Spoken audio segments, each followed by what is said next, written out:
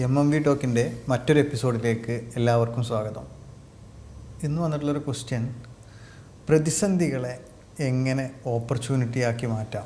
പ്രതിസന്ധികളെ ഓപ്പർച്യൂണിറ്റിയാക്കി മാറ്റുകയാണ് വേണ്ടത് എന്നാണ് സാധാരണ പറയാറുള്ളത്.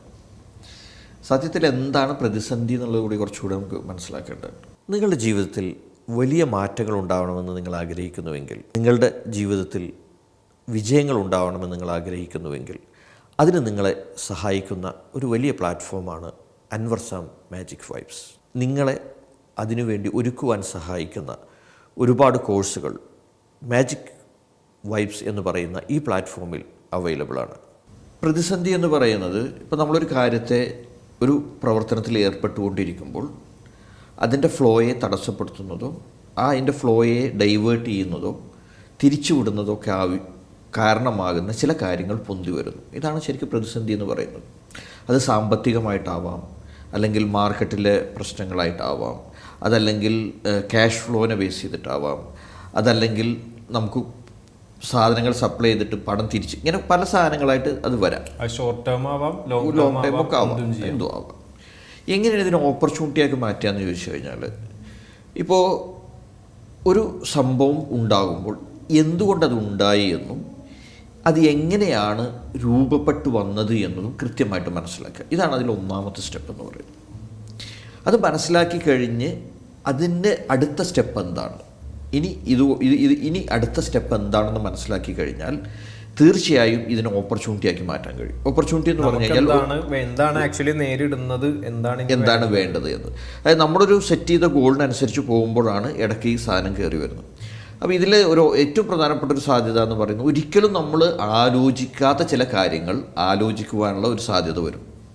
ഇപ്പോൾ നമ്മളൊരു ഫ്ലോയിലൂടെ പോയിക്കൊണ്ടിരിക്കും. ഇപ്പോൾ ഒരു റോഡിലൂടെ കടന്നു പോകുന്നു. ആ ഫ്ലോയിലൂടെ നമ്മൾ കടന്നു പോയിക്കൊണ്ടിരിക്കുമ്പോൾ ആ ഫ്ലോക്ക് തടസ്സം വരുമ്പോഴോ അല്ലെങ്കിൽ ആ ഫ്ലോക്ക് ഒരു പ്രതിസന്ധി വരുമ്പോഴാണ് നമ്മൾ ഡിഫറെൻറ്റ് ലെവൽ ഓഫ് തിങ്കിങ്ങിലേക്ക് പോവുക. അതല്ലെങ്കിൽ നമ്മൾ ആ ഒരു വഴിയിലൂടെ സഞ്ചരിക്കുകയാണ്. അപ്പോൾ ഒരുപാട് ആളുകളുമായിട്ട് കണക്ട് ചെയ്യാൻ കഴിയുന്നു. ഇപ്പോൾ ഉദാഹരണമായിട്ട് ഇപ്പോൾ നമുക്ക് ഒരു സപ്ലയർക്ക് പേയ്മെൻറ്റ് കൊടുക്കാൻ പറ്റിയില്ല എന്ന് നോക്കുക. It's an good opportunity.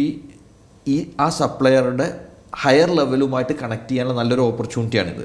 അതായത് നമ്മളെപ്പോഴും സെയിൽസ്മാനായോ അല്ലെങ്കിൽ അക്കൗണ്ടൻസുമായും നമ്മൾ അക്കൗണ്ടൻസ് കണക്ട് ചെയ്യുന്ന ഒരു സിസ്റ്റത്തിൽ നിന്ന് മാറിയിട്ട് നമ്മളതിൽ ഇൻവോൾവ് ചെയ്യുകയും ആ ഒരു സപ്ലയറുടെ ഹയർ അതോറിറ്റികളുമായിട്ട് കണക്ട് ചെയ്യാനും അവരോട് ഒരു റിലേഷൻഷിപ്പ് ബിൽഡ് ചെയ്യാനും ആ റിലേഷൻഷിപ്പിലൂടെ നമുക്ക് കൂടുതൽ പ്രോഫിറ്റിലേക്കും അതോടൊപ്പം തന്നെ പുതിയ ബിസിനസ് സാധ്യതകളിലേക്കൊക്കെ പോകാൻ നമുക്ക് കഴിയും.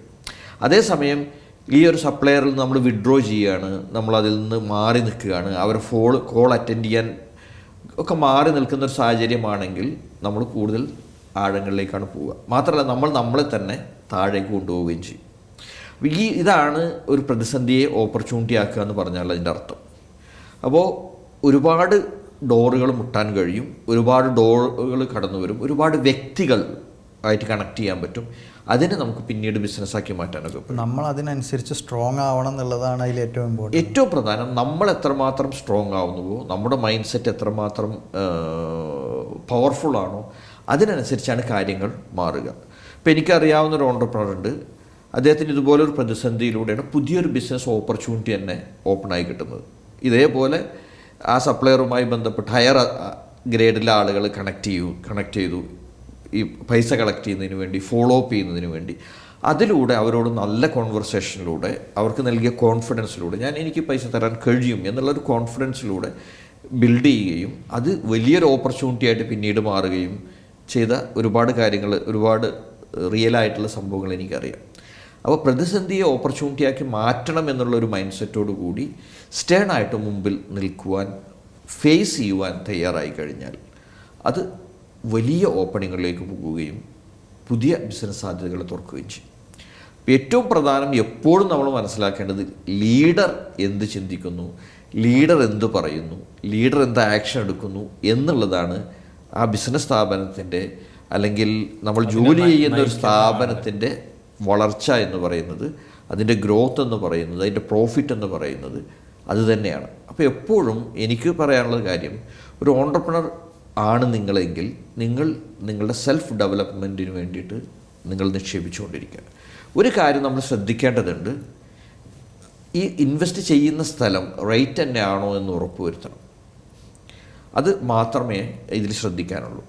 ഈ സെൽഫ് ഡെവലപ്മെന്റ് എന്ന് പറയുമ്പോൾ എന്തെല്ലാം ഒരുപാട് കാര്യങ്ങൾ മെൻ്റൽ മെന്റലി വരുന്നുണ്ട്, ഫിസിക്കലി വരുന്നുണ്ട്, ബിസിനസ് സ്ട്രാറ്റജികളുമായി ബന്ധപ്പെട്ട് വരുന്നുണ്ട്, ബിസിനസ് ടെക്നിക്കുകളുമായി ബന്ധപ്പെട്ട് എല്ലാ രീതിയിലും നമ്മളെ ചലഞ്ച് ചെയ്യപ്പെടും. അപ്പോൾ അത് ആ കാര്യങ്ങളിലെല്ലാം തന്നെ ശക്തനാവുക എന്നുള്ളതാണ് ഏറ്റവും പ്രധാനം. മറ്റൊരു MMV ടോക്സിന്റെ എപ്പിസോഡിൽ കണ്ടുമുട്ടുന്നത് വരെ ബൈ.